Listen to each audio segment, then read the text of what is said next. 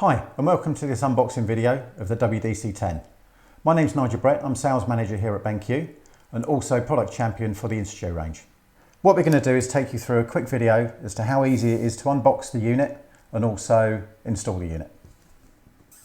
So, as you can see, you get the WDC10 receiver, two buttons, again HDMI and USB for power.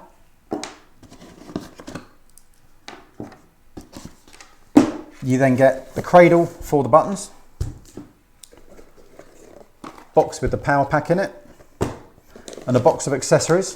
This contains HDMI cable, the USB cable for power, the aerials, the straps, and the bracket. Also, an easy install user guide. So, now this product's been unboxed, let's just show you how simple it is to connect this device. So grab the WDC10, plug in the HDMI cable. We've already plugged it into the back of the monitor. Connects the power and the plug. The device will then light up, letting you know it's receiving the power.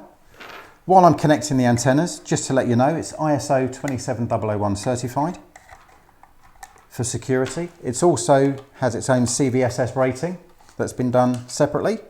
It creates a peer-to-peer network using the buttons that are supplied. You also have a choice of buttons.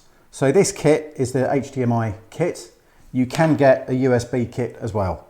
So you buy the USB kit, you just have the one button for the power, the audio and the visual. This one, as I've already said, is the HDMI kit. If you need to, you can actually buy the buttons separately. So you can buy a pair of USB-C buttons that will work with the HDMI kit and vice versa. So it's a lovely, simple system to actually use.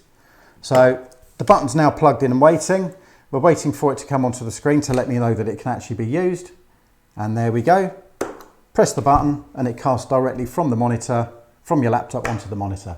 Nice and simple system to use. If there's any questions you have, please go through to benq.co.uk and contact us and we'll be more than happy to help you.